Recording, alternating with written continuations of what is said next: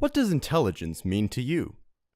Perhaps what comes to mind is the term IQ, the intelligence quotient, which is an empirical measurement of intellectual power. However, there are far more kinds of intelligence. One of them is the emotional quotient, also known as EQ. This EQ gives a closer indication of someone's personal as well as interpersonal capabilities, known as soft skills. It plays an intrinsic role in how we perceive, understand, and express feelings, relating to oneself and others. An IQ test score, however, is normally distributed with a mean of 100 and a standard deviation of 15. Everything above or below that average is defined as either high or low intelligence.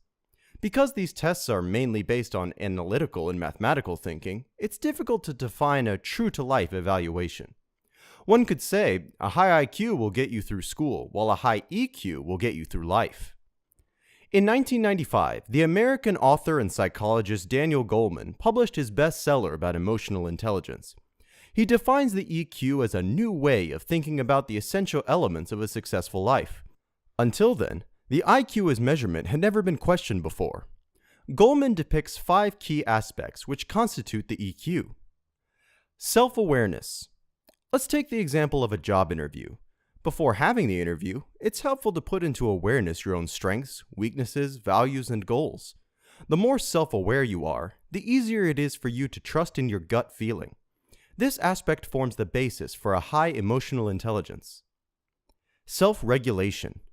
Let's say that the interview is over, and you're not sure how it went. Knowing whether or not you're going to be hired is unsettling. Therefore, you should try managing your own thoughts and feelings, because you can no longer influence the outcome. Self-awareness and self-regulation are necessary for all social skills. While both are about your inner person, there are 3 other components that affect your social life. They are social skills, empathy, and motivation. All of them describe the ability to understand others' feelings and to react in a sensitive way. Scientists claim that the IQ is mainly unable to be influenced. In contrast, the emotional intelligence can be improved. Here is some practical advice on how to enhance these capabilities. 1. Get to know yourself better to strengthen your self-awareness. How do you imagine your life to be? What are your goals and what can you do to achieve them? 2. Don't be afraid of your own feelings and emotions. Try to perceive them.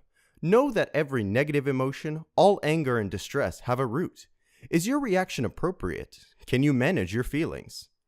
3. Learn to accept and appreciate yourself and others. It helps you to increase your empathy and social skills. Now that you have learned more about the different aspects between IQ and EQ, which do you think is more important, being book smart or being street smart?